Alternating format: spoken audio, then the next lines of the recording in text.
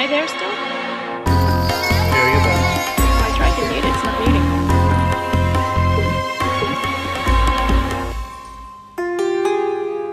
There it is over here.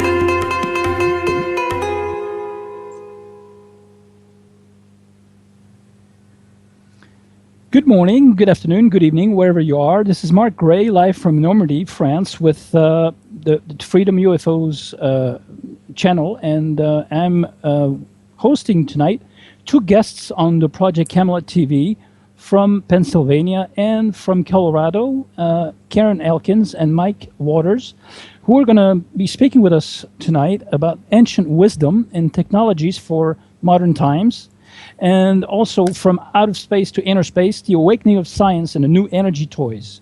How the universe works is what we're going to discuss tonight.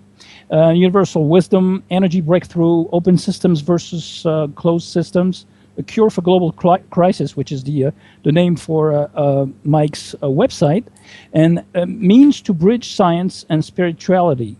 How does God create? Which is an important, crucial question. Energy systems to live freer, and our human evolution in consciousness related to our energy fields. Karen, ladies first, please introduce yourself and your website. You're an entrepreneur since the age of 23 with an advertising agency. Tell us about it. Hi, the advertising agency felt like a long time ago, but if it ties into anything, it ties into my passion for making sure that communication is done visually and conceptually. And so as I move on and way past those years, still as an entrepreneur, my question was, how does God create? And that started when I was young. So my website is science2sage.com, and the whole concept was how I always wanted to know, how was it that there was no one kind of tree, no kind of frog, no one kind of anything? I don't think God created one of anything. And it fascinated me. And it took me into the realm of science as well as consciousness, and actually the whole geometry of what creates space and time. And so that led me to meeting Mike Waters, and when I did my magazine, which is Science to Sage, it's science2sagemagazine.com, and I did a whole issue on sustainability, which weaves back and forth. And when you finally begin to understand these basic concepts, you realize that the universe is complex but very simple, has some very simple principles behind it. I think Mike and I both would say we're simpletons. Is that what he would say? Simplest. So anyway, that's a brief introduction to what I do. I've done over basically 43 issues of the magazine and hosted over 300 people, and in science and consciousness, and a lot of it deals with a lot of the breakthroughs. So that's where I come from. So Mike? It's a radio as well, right? Science to Sage Radio? I did Science to Sage Radio for 2 years under the Awakening Zone, and then they went back in. So, I mean, I've done the stint of the radio and hosted many of the physicists that we know today, like Hagelin and those. But, yeah, just one more piece of the puzzle. Some of them are posted on the website still. And, yeah, you'll tell us later a bit more about your movie as well, a magical journey into our universe.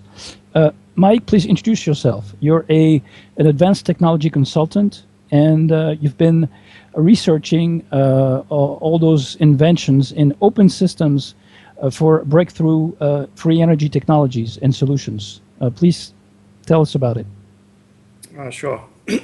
I came from it from a slightly different angle, where about 15 years ago I kind of woke up and looked around and went, wow, this is not right. Something's going wrong here. And so I started looking at things from a systemic perspective, looking at the planet as a whole, the human condition and what we're doing. And that sort of led me into all these rabbit holes, different areas of research. And energy kept coming up as a primary issue. And so that's where I put some focus, and uncovering the physics behind what's going on, and some of the mistakes that have been made have been pretty enlightening. And as Karen said, yeah, I guess you could call me a simpleton. I prefer simplest. But Sorry, Mike. no, it's good. It's good. But that really means to me to look at complex issues and find the root issue. And then once you understand sort of the motivational construct of something, you can build from there very, very effectively. And what that translates to here is that I found some simple core mistakes to what's got us into the dilemma we're in now. And at the same time, we're going through an awakening phase where I would say a convergence of misconceptions of religion and science are coming together for a more enlightening perspective of both. Right. So you've tried to bridge science and spirituality, and without going only into metaphysics, right? Well, from my perspective, it's just something that has to happen and is happening whether we push it or not. Mm-hmm. But at the same time, there's what I would say a foundation to all of this that says, okay, what's behind the issues we're dealing with now? Why are things going wrong? What's behind this inherent unsustainability, which I think most people recognize? And that leads you into understanding that consciousness is intrinsic. So Mm-hmm. if you're going to find some more enlightened perspective on science, you have to take consciousness into account. It's just common sense. That leads you down some really, really interesting rabbit holes. And of course, this is where a lot of my work and Karen's overlap. Can I interject something there? I always think it's kind of funny when you think of science, because we always talk about fundamental elements and elemental elements, and we forget that last word, the last part of both of those words, is mental. Yeah. And the mental part is how do we move matter? And if you look at your own life, the way we move matter is by our matters. Our matters matter to us. And that's how we forget that when we talk of ancient wisdom, they talk of Buddha, we talk about consciousness, we talk about the etheric field, we talk about Akashic records. And so there is a conscious field of energy from which we are pulling from all the time. And going from ancient wisdom into new energy for modern times. What can you bring in from the past? For example, I mean, Mike and yourself, what's the connection between suppressed technologies or ancient technologies and what we call innovative technology today? It's nice to know we're addressing such small issues. Mm-hmm. Yeah. Well, we're taking on a lot in this segment, obviously. Mm-hmm. But just from my research, I've always had kind of a fascination with ancient evidence of technology and what we've been in the past. And I do see the same kinds of principles popping up, and Karen can get into this too, where there seems to be a tie between these ancient technologies and a profound understanding of sound and resonance and consciousness, I think. And now we're rediscovering many of these aspects. A very pretty obvious one is what I call the fifth state of matter, which is the root of alchemy. Mm-hmm. Rediscovery of that in the last 25 years, starting with primarily, I'd say, Hudson's work, and then leading on into other researchers, and the incredible work that's been done worldwide in mainstream labs about this substance and its implications. That's clearly something that was known thousands of years ago. You're talking about maybe cold fusion or no. I'm talking about monatomic elements. White powder gold is one mm-hmm.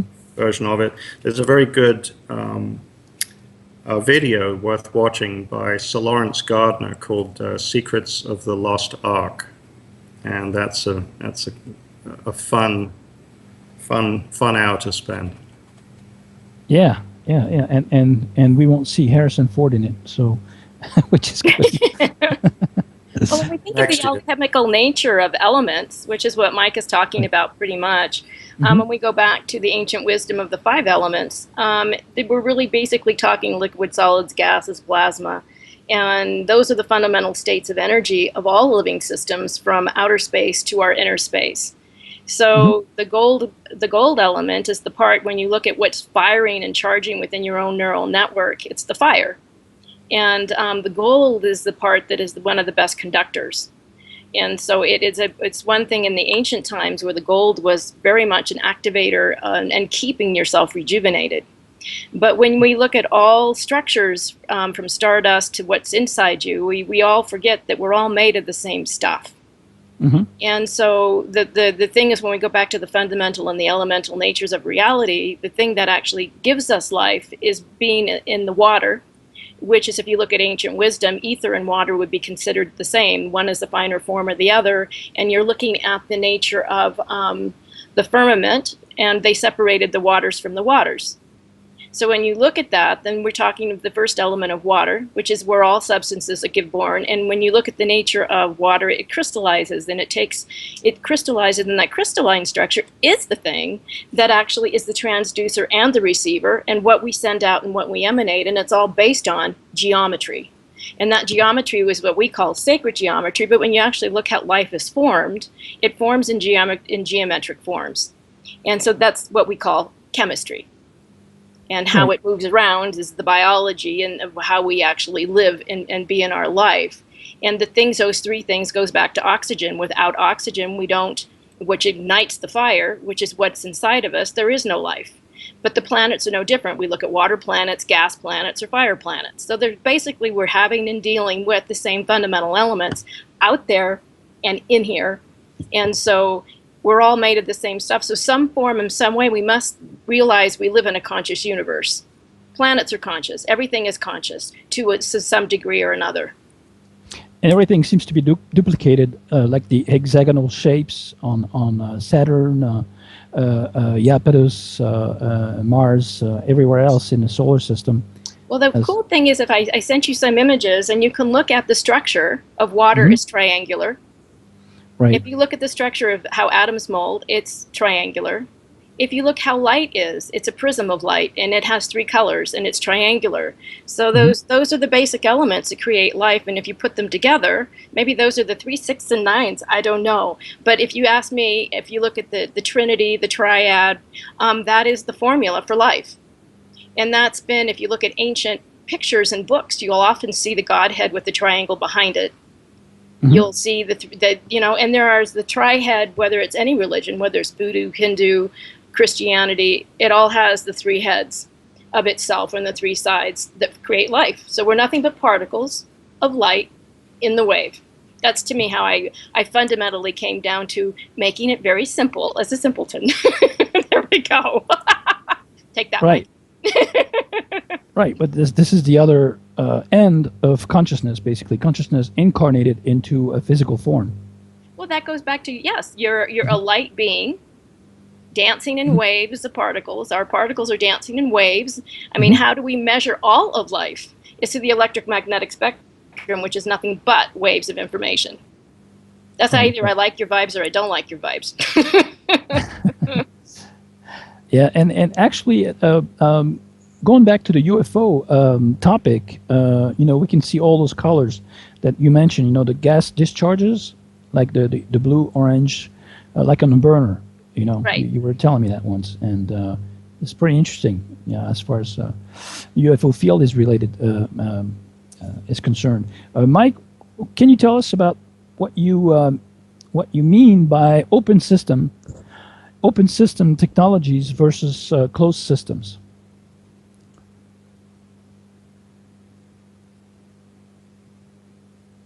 We can't hear you.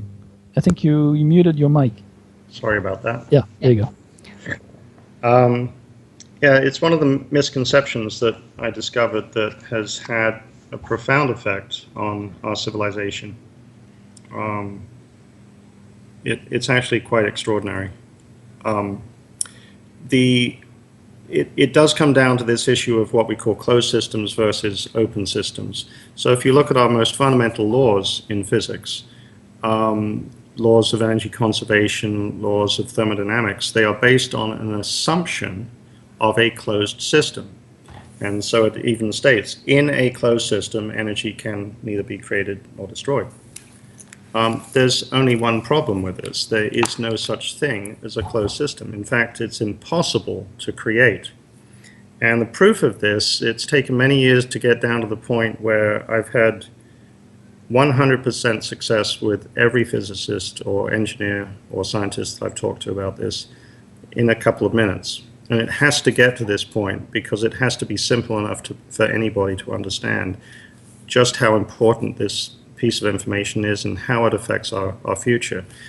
In other words, what I'm saying is that our most fundamental beliefs in science and the root of all our civilization, all the technologies we use, our assumptions that we make, our denial of the existence of alien races and all these other things that say we are the epitome of life on this planet, yada, yada. All of this comes down from a fundamental error that you can explain to a child. Mm-hmm. And that is that we've made these assumptions on this closed system, which our fundamental laws are based on. And the fallacy is that the definition of a closed system really hasn't been looked at. What is the definition of a closed system? It's very simple. Energy density has to remain constant regardless of scale. That's the definition of a closed system. The problem is that all our evidence that we've looked at shows that energy density increases as size decreases. So that's why nuclear forces are so much more powerful than chemical forces, matter, antimatter, and it keeps on going. And that is essentially an infinite direction. So what does that mean? Well, essentially, everything is an open system, which means that when we look at energy systems, it opens up how we can access energy for free anywhere. And this is one of these areas that I think has been suppressed. For obvious reasons, it's human nature. There's many reasons why people run away from forward motion. And there are some compelling reasons as to why we might just be in a quarantine situation, if you want to look at it from that perspective, where if you look at the typical nature of humanity and our readiness to be part of a larger picture, you know, maybe that is a process that is still taking place. And what would it take as far as energy breakthrough or energy solutions are concerned to take this civilization, mankind, to the next level of acknowledgement on the galactic level, to a wider scope of beings or evolved advanced beings? You know, part of the way I'm wired is to try and look at issues from as many different perspectives as possible. It can be quite annoying to myself. So when you take a look at this legitimate view of an off-planet perspective about Earth and about humanity, we're from the standpoint of should we be in a quarantine state? If you look at the role of energy in this misconception of the closed system versus the open system, which is reality, and all the implications of open system physics, which include free energy, faster than light travel, all these huge, amazing potentials that now suddenly exist because you realize the truth. Humanity has been stuck. I look at it as the analogy of a drunk shepherd looking after a diseased flock that now has nothing left to eat, and the shepherd blames the sheep. So we've been held in an artificial construct of knowledge based on this closed system limitation, which has caused absolute havoc. It's created the fuel age. It's created massive pollution. It's created a debt and lack-based economic system because closed system physics leads to closed system thinking and debt and lack viewpoints. Open system physics is about abundance. So we've essentially been led into a pen of disease by our very belief systems, which have been somewhat, I believe, probably manipulated at times. So for us to become responsible members of a say, a galactic civilization, we have to have existed in that belief system for a while. We're sort of coming out of being alcoholics and have to go through a reintegration process, if that makes sense. Right. Like, can the sheeps empower themselves, and since they're their source selves also, which we are all, and can they get rid of the shepherds? Shepherds need sheep. Sheep don't need shepherds. Right. Right. Yeah. Exactly. So Karen, what do you think of this? I think it's when I go back to the basic fundamental principles of what creates everything, the answer is yes. We can become more aware of who and what we are, how we are constructed, how beautiful we really are, how we are part of a whole system. And once, as Mike says, you get into the idea of open-ended systems, which means you don't just become a member of the planet, you become a member of the galactic race, in essence, because of the fact that there are more galaxies out there than we can even shake a stick at, and we can even fathom. And to think that we out in the boondocks are the only thing that's happening is kind of crazy. I always get mused with Star Wars, and I always think, what would all those critters look like? When you look at what's above and what's below in our oceans, we look at some of that stuff, and they look like they have faces, but they got some funny tails. So, and some fins. So to think that, if you look at ancient stuff, there are times when it looked like there were mermans and mermaids, and there were the Nungai, and there were lots of those things. So what does it all look like? For us to think that it's got to look like our 5-star shapes is kind of like limiting. And so I think we need to understand that the geometry of what creates reality, which crystallizes itself into form, can be many things. Depending on it, based on that, it's based on frequency. And if you actually look at that in your own human dynamics, when people who study the human face or the human body, they will tell you your body is a signature. It's your container resonating from thick to thin, to big nose to little nose, to eyes being far apart or not.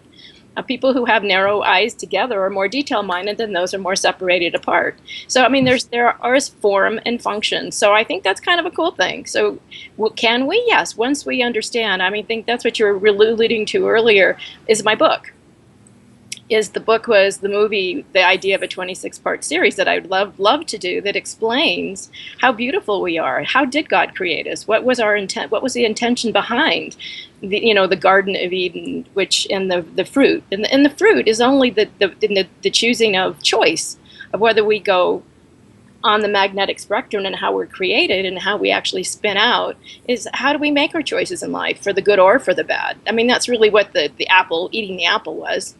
You're naked in your ugliness, and you don't see it when you're not. So when you're in love, everything looks beautiful, and when you're not, it's not always so pretty, right? So when we come from one end of the spectrum or the other is the difference. So that's part of the choices that we have. And I think I'm going to take this back to energy, where it ties back into Mike. When we look at the construct of the universe and we look how energy is created in all living systems, it's a toroidal field, which basically we emulate it with our own technology with a battery. And the battery, you can see the little loop that goes around this whole figure. Well, every living system has a field about it that emanates its own resonance. And we live on a planet where our heart and our mind is actually attracted to what we call the Schumann resonance, the heartbeat, the heart pulse of the earth, we are in resonance with. So us as little particles dancing, like little ants in a field, we are basically dancing on earth in a resonant field. That's why even in relationships, you find ones that are either like you, as Dr. Pollack with water technology says, likes like likes. So when it's not like, then it's not like anymore. And then like everything that transforms and transmutes, it goes through a state of chaos, and then it goes through that little fuzzy time where people don't always feel so good, and then it morphs back into a resonant field where it finds its balance and it makes it again. So that's no different than chemistry. We're basically bonded by chemistry, we're bonded by families and relate and everything. So we're basically talking resonant fields. So yes, can we? Yes, when we understand our nature, when we can actually begin to honestly look inside, yes, we can. Are we at a crossroad as far as our evolution is concerned today, or are we more at a crossroad than 20 years back, or 50 years back? What do you think? It's with this big Milky Way galaxy, ancient supernova explosion and changes the Kardashev scale. The Russian astrophysician, I don't know if you remember him. He measured the level of civilization according to the level of energy mastering of your planet, your solar system, the galaxy, the stars, the neighboring stars, and so forth. Oh, you've heard of it, right, Mike? Yes, and you're also referring to the Voyager data from the Russian Academy of Sciences, Siberia. Yes. Implying that we're entering a region of space where there was an ancient supernova, therefore there's more background energy, and we're going to be in this space for the next 3,000 years, so we might as well get used to it. Something along those lines. Right. Yeah. It's going to be interesting. Apparently, it's affecting the weather on every planet in this solar system and the sun. And who knows what the future is. Well, this goes back to us, Mark, this goes back to us going through also the Milky Way galaxy. And I supposedly, that when everybody talked about 2012, it's just a beginning of these transitional points. It's not like it's all of a sudden we've hit it and all of a sudden it's done. And as, when we were pre-talking, this is when we are actually literally, if you go to NAT, we're being sprinkled with more pixie dust, more light. And that's when the shadow comes up. So are we going into a transition? Everything that is alchemical within ourselves that we need to transmute, if we choose to, is what needs to come up for healing. So all the shadows are up. So it's kind of funny, in the next issue I'm doing, which has to do with becoming your own Superman, your Uberman from Zoroaster, it basically is asking us to address those shadow sides of ourselves. And if we can do that, then we can be more light. We don't have to think of them as being bad things. It's just aspects of any astrological part. As we dance in the universe of frequencies, all of these frequencies create geometry, and all the geometry that we come in contact with nothing but fractal parts of light in certain angles that affect us certain ways, or frequency measurements. Does that make sense? Yes, absolutely. And you're talking about raising frequency naturally, not artificially, right? No, but we're still dancing in a sea of, like when you talked about Saturn's ring, it's emitting a frequency. When the sun has its magnetic pulses and it's blasting us, you're going to get agitated. When you feel the moon's pulling on your water. You're 99.9% water at a molecular level. Don't think that you're not going to feel it. You are. You're going to feel it at every part of your body. What you do with it is a whole nother thing. That's where the choice part comes in, right? Yes, exactly. Mike, what do you think of this transhuman agenda being pushed on us today? And is artificial intelligence going to take over, or is planning to take over our natural intelligence, let's say, or human intelligence?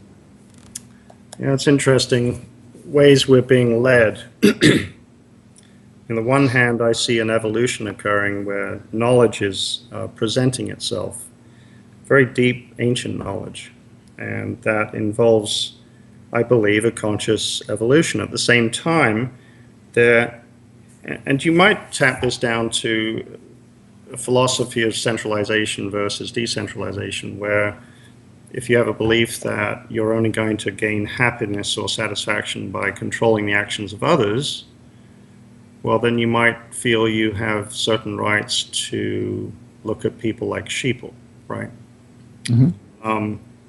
And how do you treat sheeple, especially if you're drunk on power? That's pretty harsh. So it's kind of an interesting time because on the one hand, we do seem to be going through some evolutionary steps, and there's a lot of people waking up to some very deep knowledge and insights, and it shows that there's essentially an infinite universe of potential for us out there. It's that same dichotomy in dark times and good times. I could say this is a birthplace for consciousness. I could also say it's prison planet for the criminally insane. I think both are true, depending on where you're looking. So even though there's these dark agendas, there's also some very positive agendas. And there's a lot of perspectives on what we're trying to accomplish here at this time in history on this little planet, and where we fit into the universe as a whole, because statistically there are more advanced civilizations than there are humans, clearly. So again, where are we in all of this?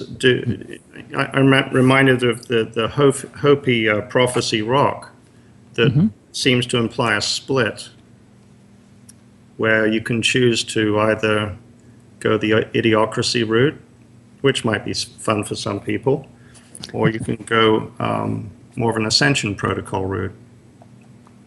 It's up to you. You want to de-evolve, evolve, decentralize, centralize. You want civilization full of zombies, or do you want civilization with enlightened big beings who have earned their right to the stars? Maybe you can have both.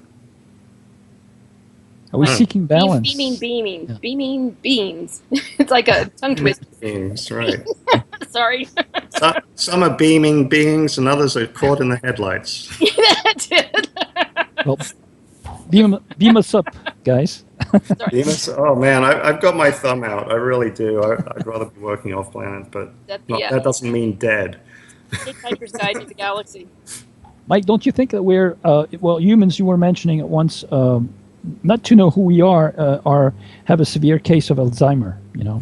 Oh yeah, well, it just seems like if we are more than this, and I really do believe we are, I think there have been some fascinating studies. I remember one book I read about a skeptic who was a hypnotist.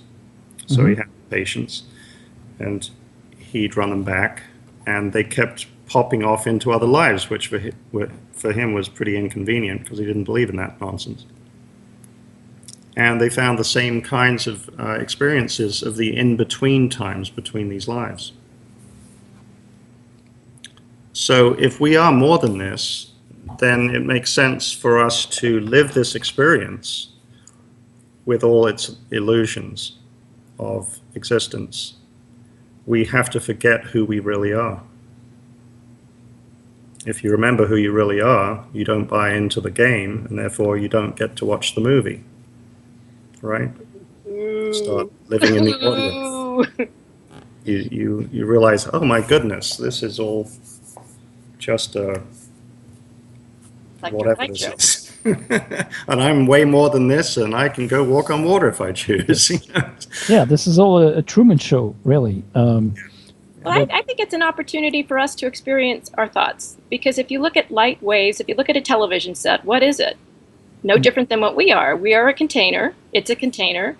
You turn on to whatever channel you want for your viewing, if you want, and it's arranged by particles of light based in the wave. So we, again, have taken human technology and put it in a box so that we can then let other people tell stories that we can be mused by. Right. And depending on the channel we tune in, no different than the channel of the people we tune in, we get to watch our mind game at play. And we forget that these particles are nothing but light. And so the illusion of it, which I always think is kind of odd, is to dismiss this, is to saying that it is in some way irrelevant. And in my mind, it's not, because it is you as a creator creating, or you part of the creator doing your role or your play in this whole galactic, what I'm going to call prism. And so if there may be no such thing as time, and we're just going in and out of light perspectives or dimensions, or the 7 rays, and coming in and out of something's more solid and something less solid, which would actually bode well for science. And if we are liquid, solids, and gases, then we're on this perpetual motion within an open system, Mr. Mike, always having an experience within its own battery torus field. So if we want to know how energy is created and destroyed or whatever, or what perpetuates it, it's fundamental. So when we look at some of the new technologies like cars running on water, we know what it does, because what creates water? Hydrogen and oxygen. We go back to the basic elements. So if when you look at the firing coming off the spaceships, it's showing the basic colors of the basic elements. So if we go back to basics, which is toroidal, spin, different nodal points, evolving different things with different energies, these basic energies, I think it doesn't have to be any more complicated than that. Does it, Mike? Mike? I'm talking to Mike. Actually, if I may, I'm sorry, Mark. Cars running on water is suppressed technology. It's been around forever. Exactly. Yeah. And the fact is, as Mike says, we live on a water planet, and we're running out of water. Sorry, I stole your line. Well, it is fun. Sorry. It's your turn, Mike. I like that. We are, if you want to, proof of our madness is that here we are living on a water planet and we're running out of water. I mean, only humans can be good at that.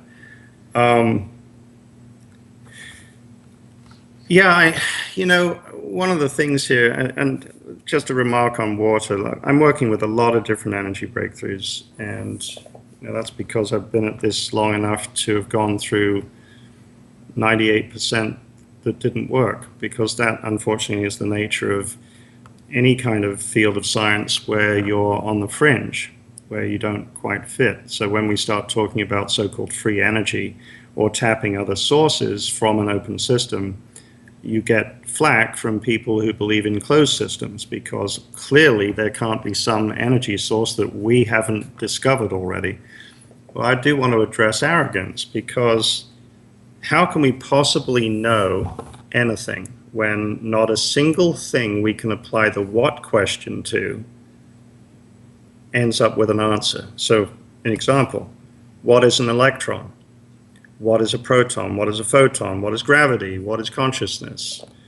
What is my pinky? It doesn't matter what you apply it to. You cannot answer a what question with a legitimate answer, because we don't know. We can use all these toys. We can use what we call electrons quite effectively, but we don't know anything about what they are. So it's amusing, also tragically amusing, that there's so much arrogance associated with closed system physics, which is based on a concept that can't possibly exist. Now that's kind of funny. I like your example of the atom. Right. When you look at the atom, it's in perpetual motion. You see that. Yeah, but these are corollaries to open system physics. So it gives it to the basic person like me an understanding.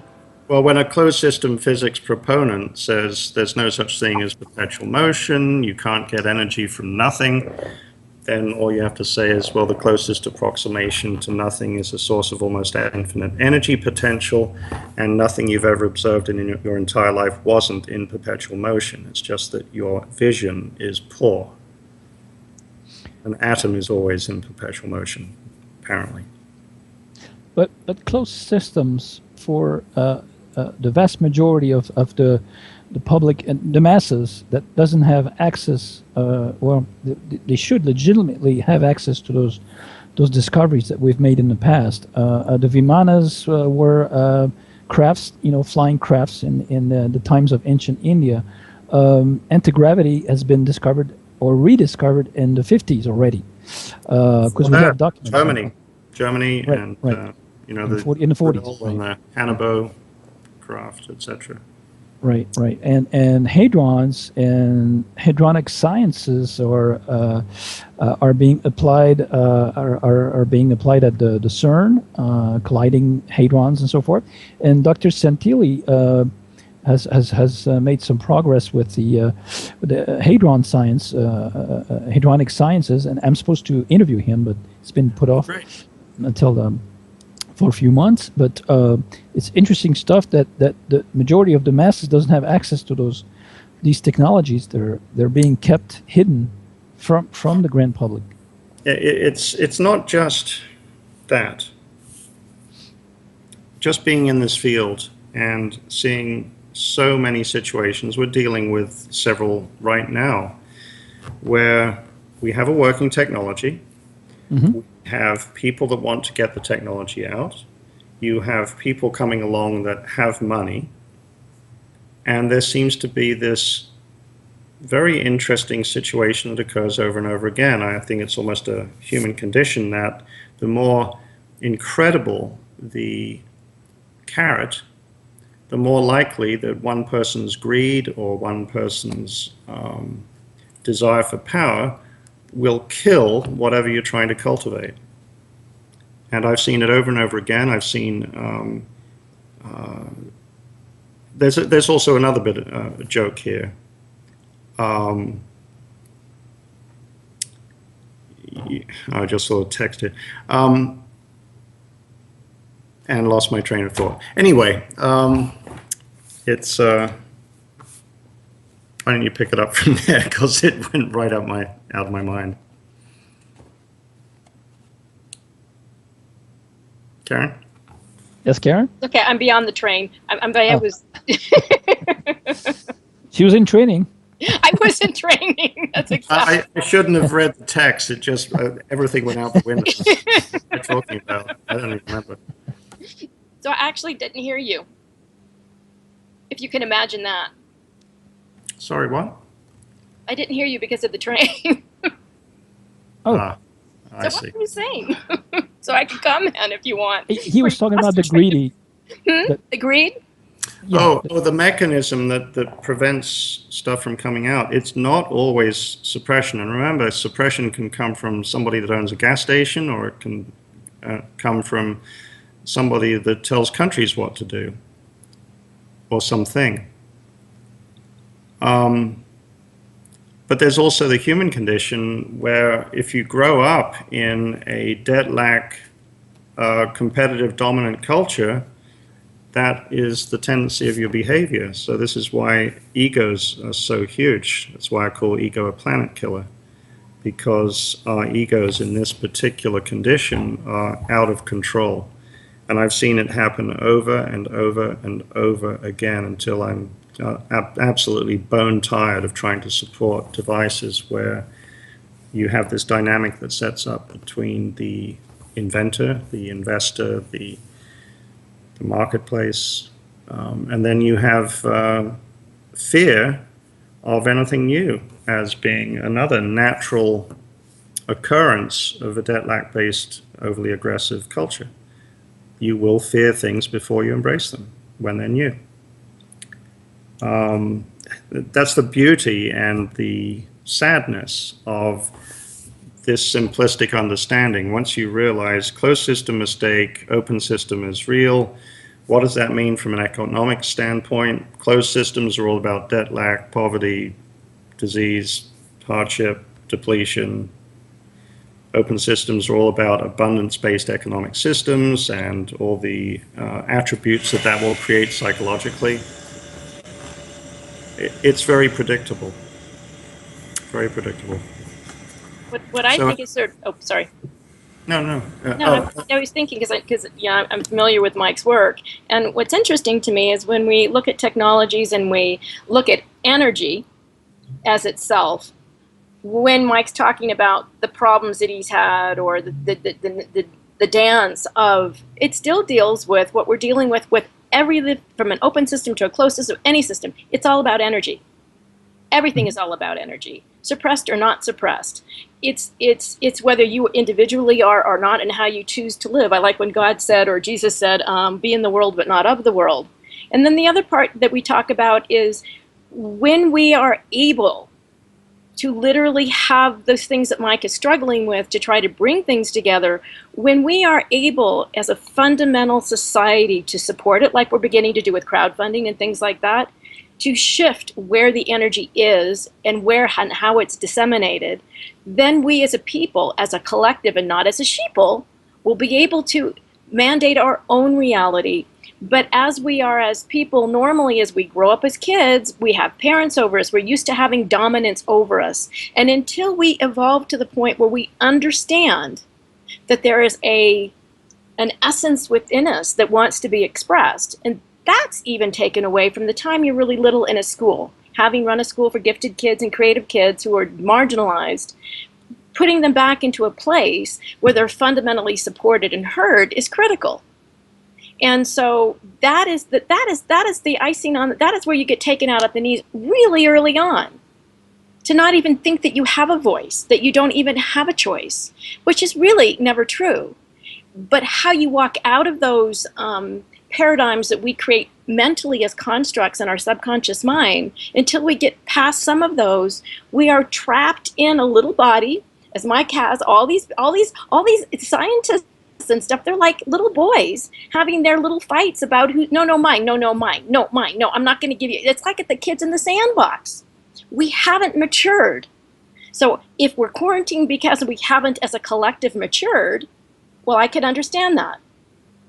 But I think what both Mike and I are trying to do is as many people are right now, as you are, Mark, we're trying to make a difference on the planet and to give some other alternatives that free our sheeple self from thinking that somebody else needs to lead us and that somebody else might have a better idea than who and what we are has been gifted to be inside out. That's my 2 cents. Right. Yeah, exactly. We've been formatted and educated that way to hand over our inner sovereignty to make a decision for ourselves to the father figure outside of us. And we're still waiting for leaders. Right, exactly. To lead us. We are our own leaders, really. Yes. But why most mainstream scientists deliberately weaponized technology that should be used to heal or for propulsion systems, or it's I'm talking, for example, about the directed energy weapons that also can be used to heal, and they're manufacturing weapons in space and weapons here on Earth. There is so much new technology coming out for healing that has to do with light, color, sound, frequency. We use some of that stuff already in the hospitals. We don't even think about it. When you have babies jaundice, what do we put in their room? It's a color, yellow. What do we do when we're going in with the laser and blowing things out? That's vibration. So there's so many new things that are beginning, and there are machines, people using them all over the world, that they actually can put you on a computer, read your frequency, and tell you your life story and your past stories. They aren't so well known. They may look like woo-woo. In some sense, they're suppressed that they can't be called healing devices. But for those who do use them, and I have myself, they're very powerful. Very, very powerful. And they're getting to the point where it's inevitable. It's inevitable. That's my 2 cents. And I actually do not want to feed that. I get that it's been minimized, but it's for us to bring it out in the strength. And that's where we become not sheeple, where we say, no, I want that. And you go to the friend who has it and you do it. And then they tell their friend. And then they tell. That's how we empower everything. So I think what we need to do is be people who inspire people to lead themselves out of the box. And that's how homeopathy became, and herbal medicine has become back in the mainstream, where before it wasn't. It was basically by demand of us. So I think we have more power than we give ourselves credit for. So I just want to say, let's do it. Yeah, exactly. Good words. Do you think there is, because I know you both talked in the BEM conferences, the Breakthrough Energy Movement. Do you think there is, just like there is in ET disclosure movements, some movements for free energy that are intended, just like Stephen Greer did with what kind of movement did he create? The Orion Project and the Sirius Technologies and all this research initiative and this Sears movement. I forgot the name of it, but there are some gatekeepers, like there are in the ET disclosure movement community, and also in the free energy movements. You think there are gatekeepers who are there not to allow things to move forward as fast as they should? Mike, I'll leave that one to you, because I see, here's what I'm going to say. Mike is probably, and I'll let him speak to that, because he's spoken at the last 3 or 4 energy conferences in the United States. I'm off to one this weekend. The people are still showing up, maybe not in as many numbers as they should, supporting. So I'm going off to Tesla Tech. We both spoke at BEM, and Mike's spoken to it others. So I as much as it's maybe not in the mainstream as yet, there are people out there working very hard to show and demonstrate new technology. So Mark, I want to kind of put it on the positive end, because I think that's where we empower people is to say, hey, show up at Tesla Tech this next weekend in Albuquerque, show up at the next BEM, support these people. These videos are online available for you to listen to, just like you're available to listen to. So I would say do that. If you have to build it in your garage, build it in your garage. If you have to, do it that way, do it. I mean, that's how Apple got started. That's how the Wright brothers got started. That's how lots of things get started. So that's my 2 cents. Mike? Sure. Lots of different factors here. And one of the reasons I put this argument at the forefront when I talk now about the disproving closed system is that one of the biggest blocks we have to getting these technologies out is academic denial. And I've found this is actually very effective in getting academics in general to have a little bit more open-minded perspective. Because very often when it comes down to funding, the first thing an investor will do is go find an engineer or a physicist, and the first thing they will do is tell them that whatever they're being told about is a scam because it's impossible. So this is why I've put this proof at the forefront and passing it on to as many people as possible so that they can take care of those kinds of issues when they come up, because it's very, very important for us to imagine if tomorrow 90+% of the academic world woke up to the realization of the closed system fraud. Imagine. That would be, talk about a consciousness jolt, right? So that's one. That's sort of like a 3D perspective on logic, right? But then there's also other factors here. And the misconceptions of what energy is are rampant. Wind industry is one of the examples I give. And I've gone after aviation as a carrot. And what I mean by that is I came up with a wind turbine design simply as an example to show where an industry could be led astray by false consumptions. And yeah, it's over 100 times more efficient, and we can prove that. I can show people out how to build one. They can go put these things on their roofs or whatever. That's easy. But at the same time, the closed system perspective is so entrenched in our thinking that even when you talk about running a car on water, you're thinking of the water as a fuel, and it's not. All it is a medium that can be used for amplification.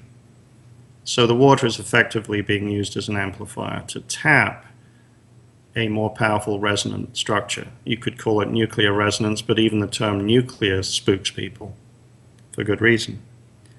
So, I don't know, hopefully that answers a few questions, but the fact is that the more enlightened we become, the more readily these kinds of technologies will be adopted.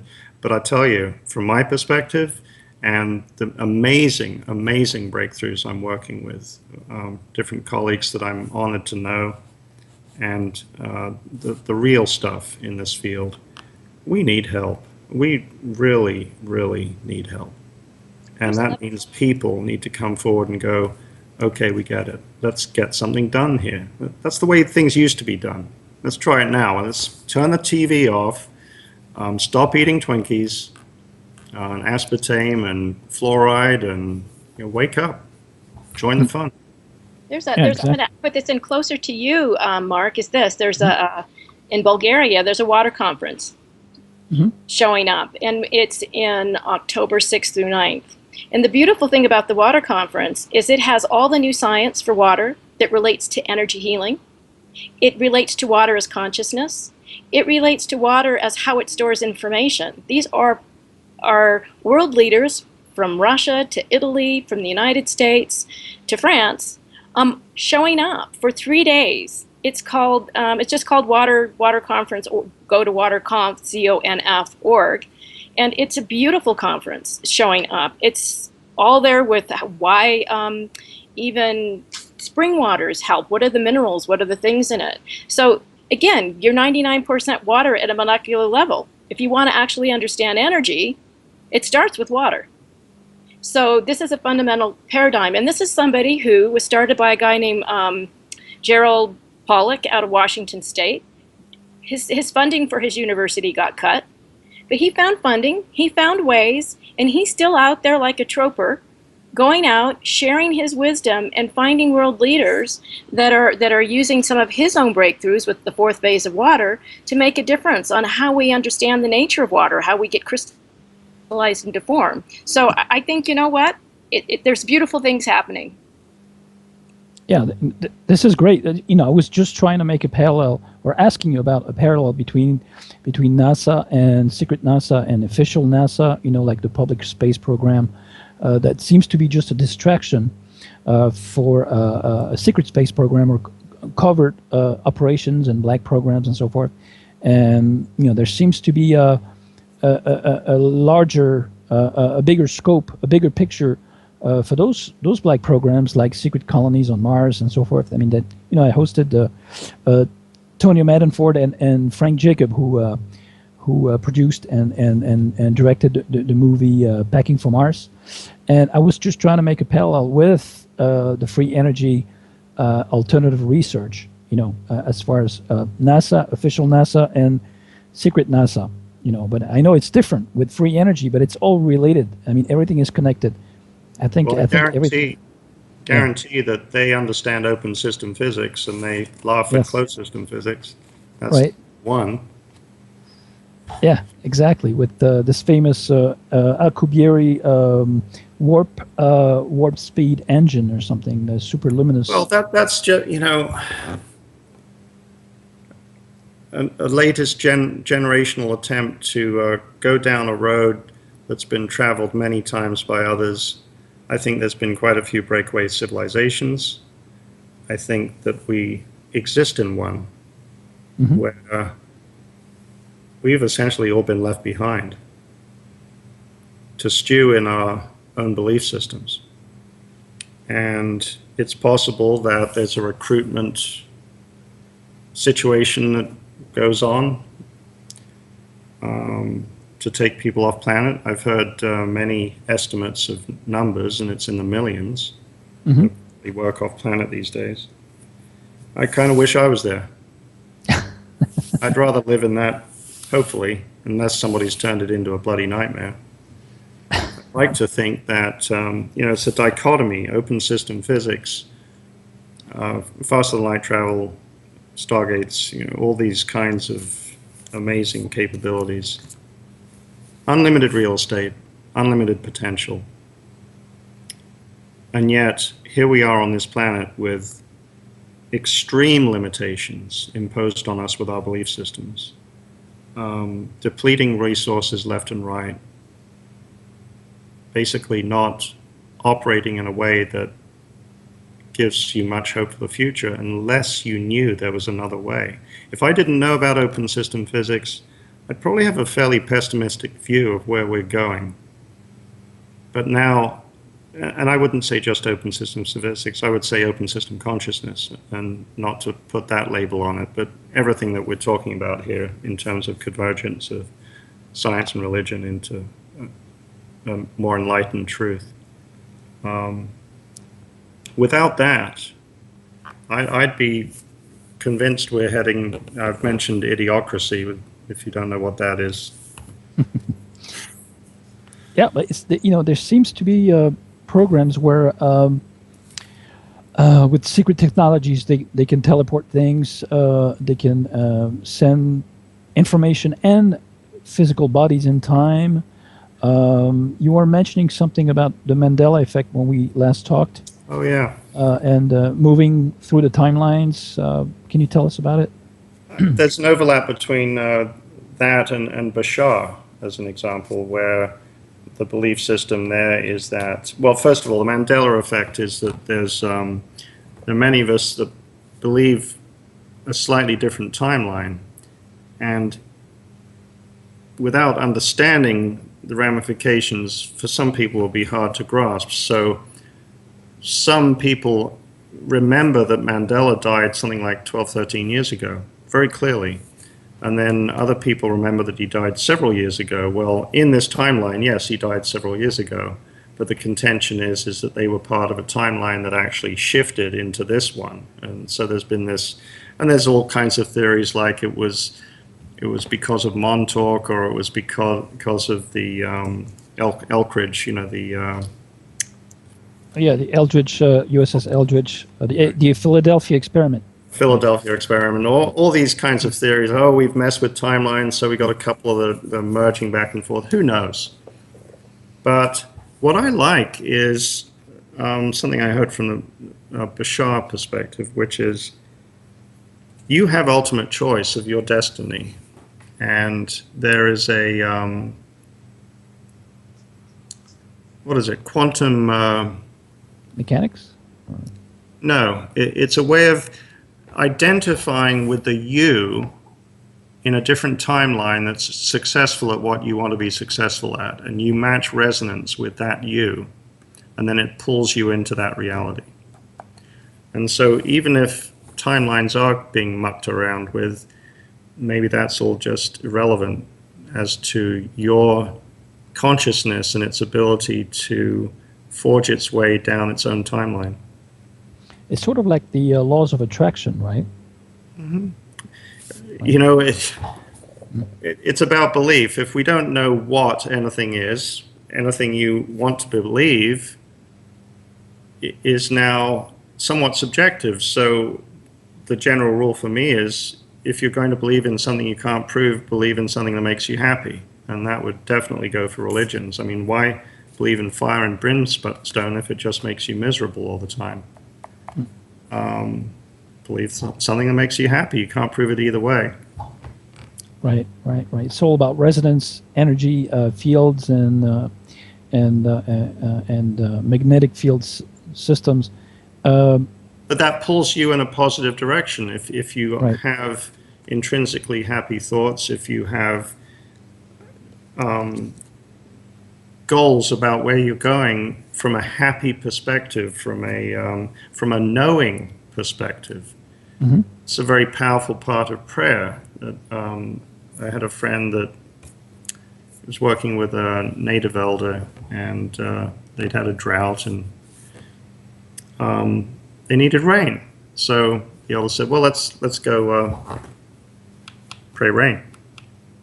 So they went off onto some mountaintop, and the elder only took 30 seconds to a minute, sat down and got up and said, all right, let's go.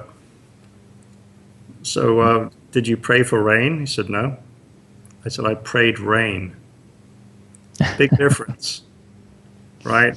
One is more about feeling that something is already there and feeling gratitude for it. The other one is wishing for something that never happens. Yes, so much for rain dancing.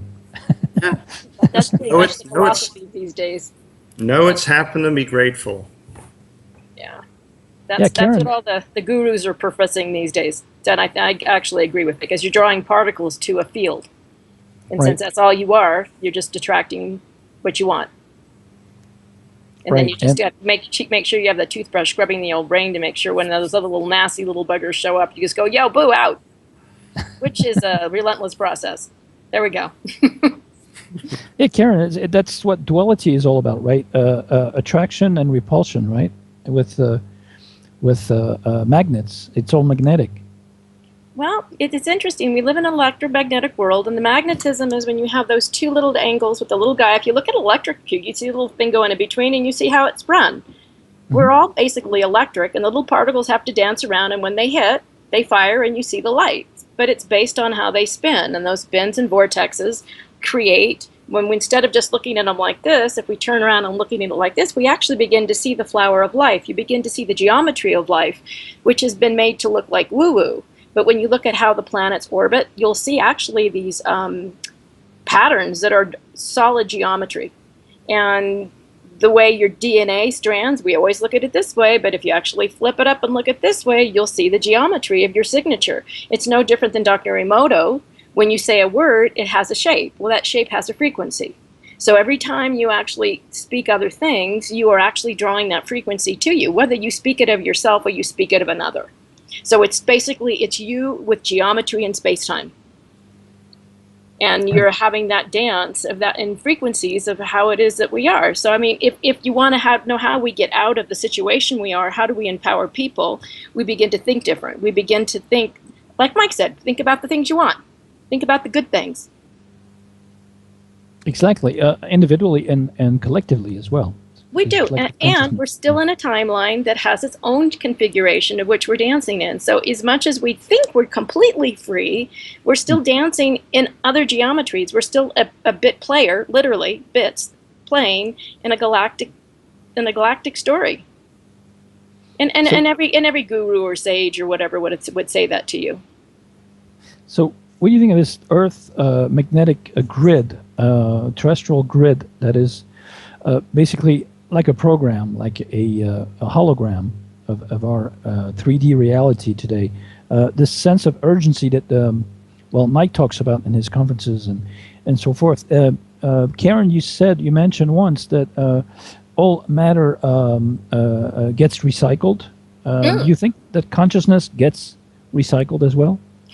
Everything that we do, everything there is nothing but a pattern.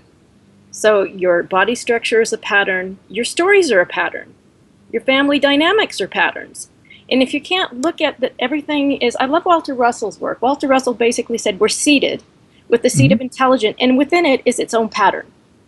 When you're born into families, you're born into certain patterns. You have then choices. You know, in the first little part, the really rough part up until you're a teenager, you're kind of stuck. Teenagers get rebellious. And then after that, you think you're going out to create your own story. And then unless you're really aware consciously of the pattern, again, that you're doing, you're stuck in a story. You're stuck in a pattern. Everything is a pattern. Everything is seated within its construct of geometry, is basically light. It's a light essence reflecting its frequency onto something else. Right. You see what I'm saying? So it's we want to think that, and again, this construct goes on a galactic scale. So it is a vibrational sea of dancing within geometric patterns, which are repeating patterns. And unless you're changing your chemistry, think of it this way: a chemistry structure changes from this dynamic to that dynamic. And as it changes, can you change? Yes, you can. But you have to change your chemistry. You have to change the alchemical aspect that's within you. Does that make sense? Yes. Because it is geometry. So we're not just here to make noise, like Michael Telger says. Some of us are. No, we're actually, you know, I love it. We live in a universe, which is one song with many notes. Right.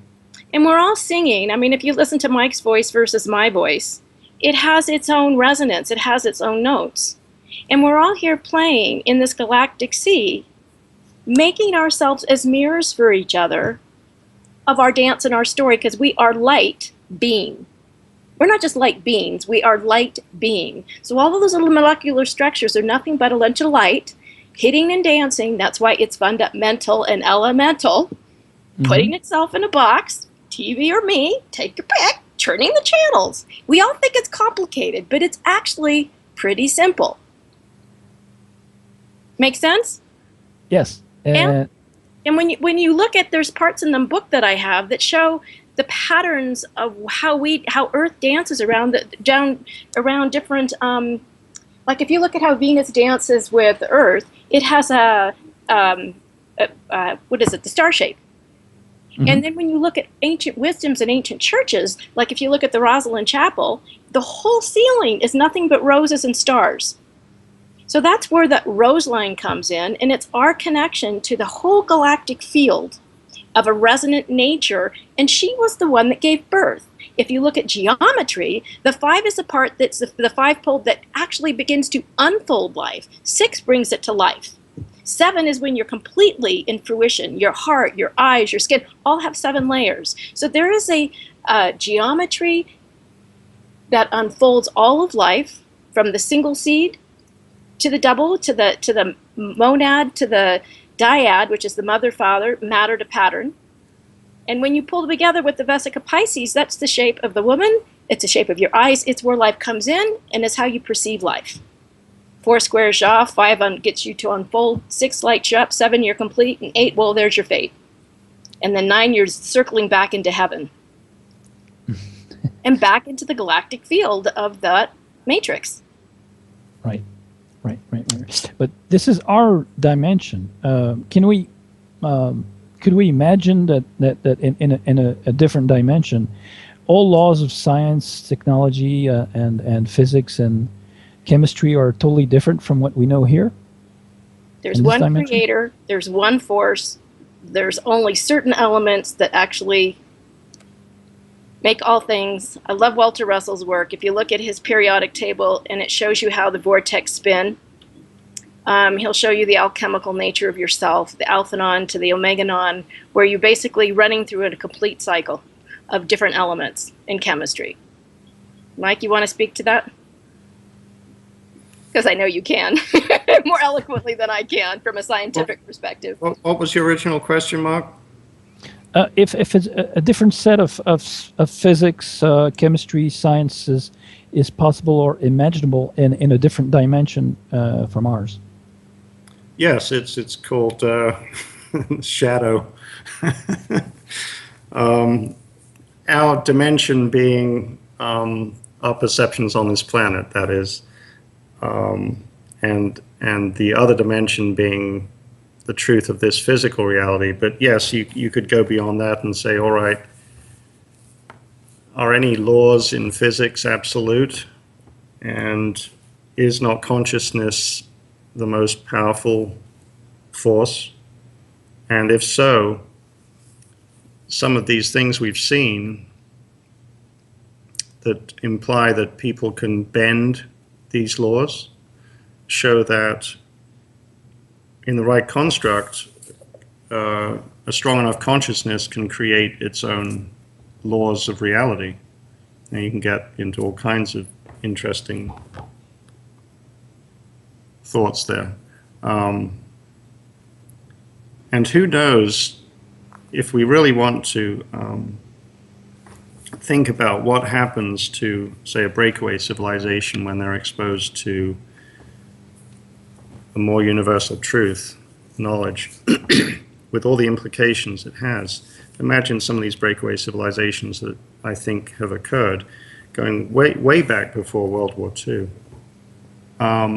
What happens? What logically happens? Okay, you essentially become awakened, because not only are you exposed to a whole nother level of technologies, and maybe it's a step-by-step process as you work your way up through the consciousness ladder, but it seems inevitable that you would not only be exposed to more advanced ways of getting around, but you would also be exposed to higher levels of consciousness. So it seems to me that a breakaway situation, you would be exposed to profound levels of awareness eventually, if you were able to take that road.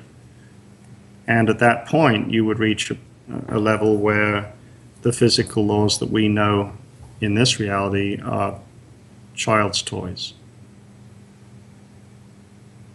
So I am hoping that in my physical lifetime here that I will get to experience some of those higher levels. I think there can be no greater path. But along that road in the 3D reality, I also like flying toys and the idea of going to the stars, and I'm quite happy to talk about that stuff too, because it's the little steps. So, you know, even the flying toy, I have the vision. The whole point of that is to support some of the free energy breakthroughs, expose a more enlightened physics, and even bring out the baby steps. For instance, the battery technologies we have, which can give a car 1,000 to 2,000 mile range. We have this stuff ready to go. At the same time, that leads to more advanced energy technologies where that same craft can now have unlimited range. And then that takes you to the next step, which of course is leading into the same physics of anti-gravity and field effect and folding space, or whatever you want to call it. So I think we can merge both concepts. I think people should know that your VTOL would take us into the Jetson era. Mm-hmm. And I think that's one way to visualize it. And that it's a vertical VTOL, vertical takeoff and landing, so that at least people understand that you could actually park it. And it would have a GPS system, so it would be guiding you. I should have missed those juicy bits. I should have described it. Yes, it's a vertical takeoff electric craft based on the fact that I've been in aviation all my life, flown a lot of aircraft, and the realization that once you get to a certain point with energy technologies, that you make a breakthrough in the obsolescence of wings. In other words, you get to the point where you have a sufficient level of energy that you no longer need wings for a compromise for flight. So vertical takeoff, you've got thrust and a payload. And as long as you've got an unlimited power source, you know, that leads you into that whole other realm of starting with an electric vertical takeoff that people can understand. Okay, it's got propellers, right?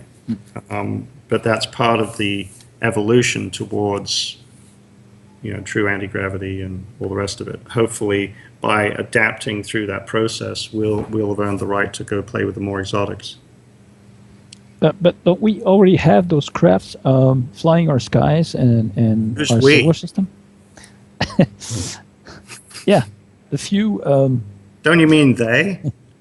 They, yeah, they, yeah, exactly. Okay. What's this we shit? I don't see you flying around on one. I thought you had a permit. I'd like to get one. I'd like, but yeah, it comes down to that two-face.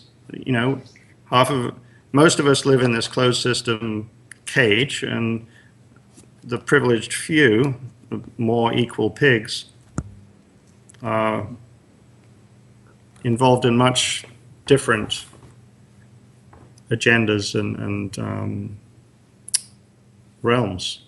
Mm-hmm. I just see the potential there as being almost unlimited. You know, once we get off planet, we realize that we're part of a galactic community, and with all the ramifications that means. And then you combine that with discoveries in alchemy of higher states of consciousness. Well, that's a pretty easy 2 + 2 = 4 scenario. Obviously, higher states of consciousness and higher kinds of technologies go hand in hand. And there's also the exo-consciousness step to take us to the next level with benevolent, more advanced, highly evolved ETs, as opposed to the predator ETs who have made agreements with our secret government and shadow government for in exchange for technology, limited technology. whatever the agreement is, and I would say that unfortunately, we are, whether we like it or not, recipients of misinformation, right?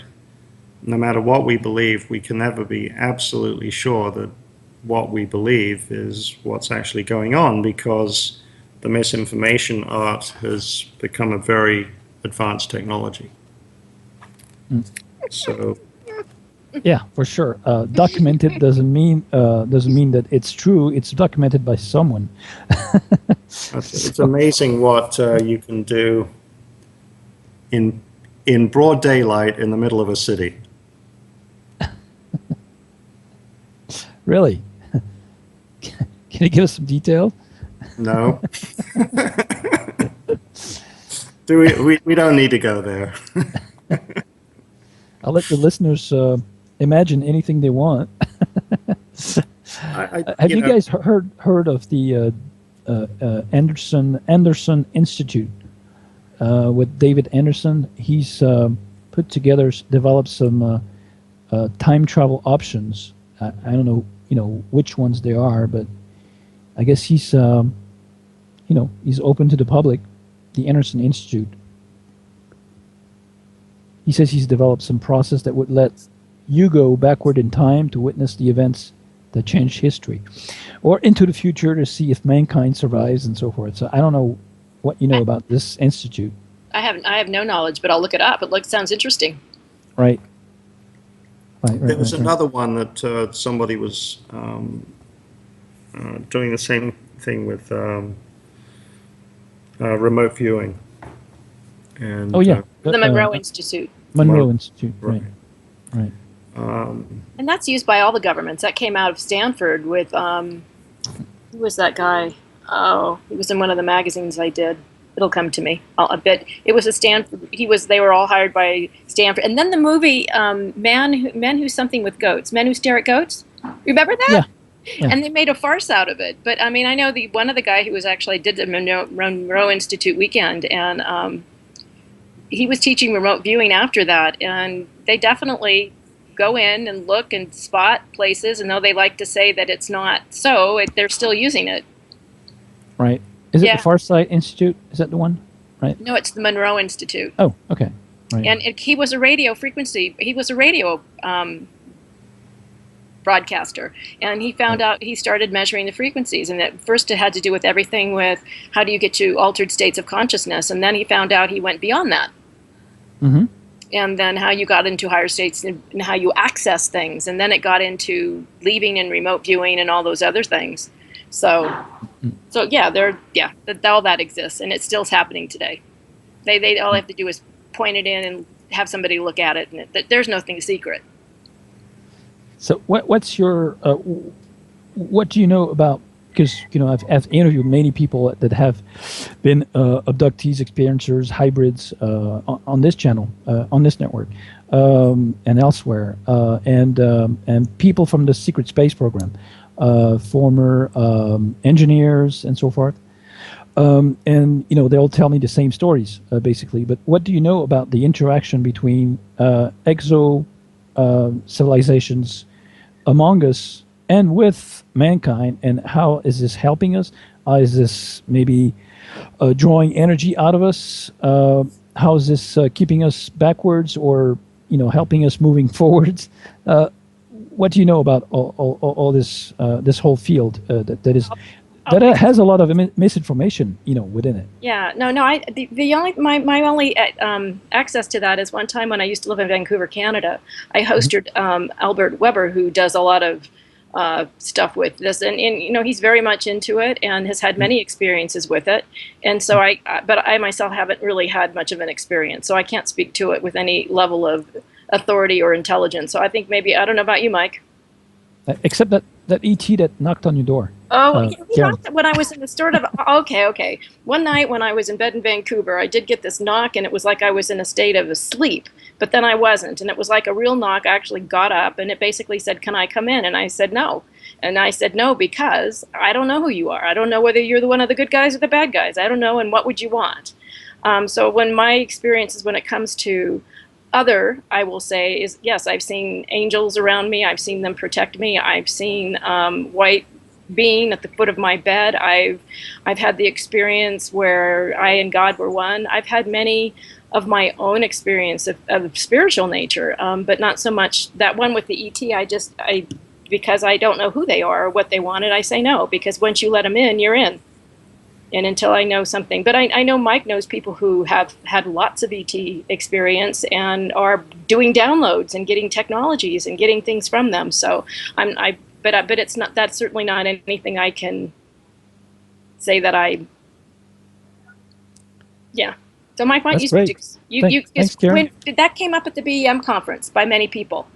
Is that at the BEM conference, there was Susan Carnegie and Ken, who does the Orem Estate, all said that they'd had ET experiences and that they weren't going to deny it, and they had spoken to them, and they still do. So, wow, great, yeah, great.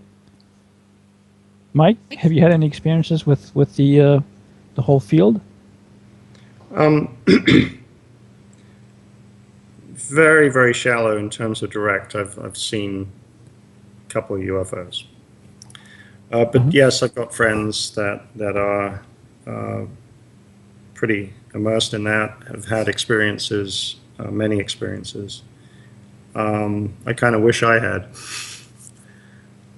but we all have our own path.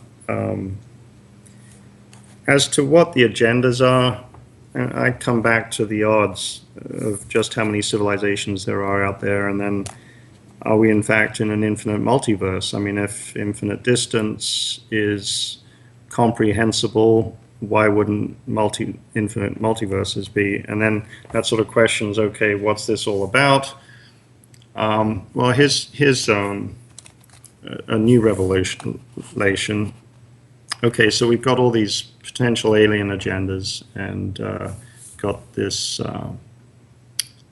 who knows what side, dark side, good side, to what's going on with more advanced technologies, and certain groups are going off and doing things off planet they don't feel we're ready for, or who knows what else. But all of this is, in fact, it turns out the planet is only about 5,000 years old, that this was, in fact, a program written by a guy called Bob, and we're just part of this sim. And the way you actually manifest is by finding the source code and sending Bob a message. And then hopefully, if he's not partying too much, he'll go and change the program, and then you'll, maybe get to go off planet or have an experience like that. But it's all just an illusion, because we're just a program.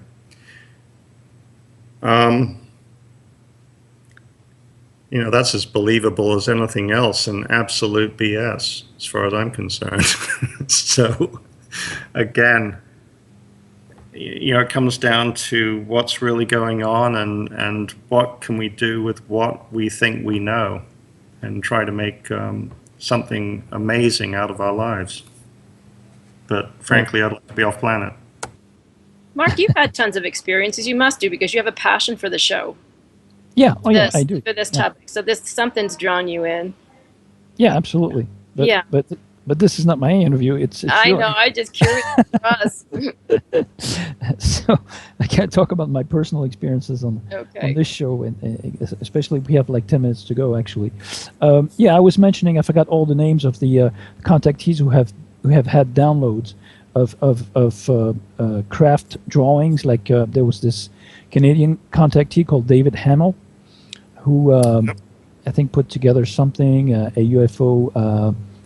He called it the Hamill Spinner or something like that. Yep. There was another one.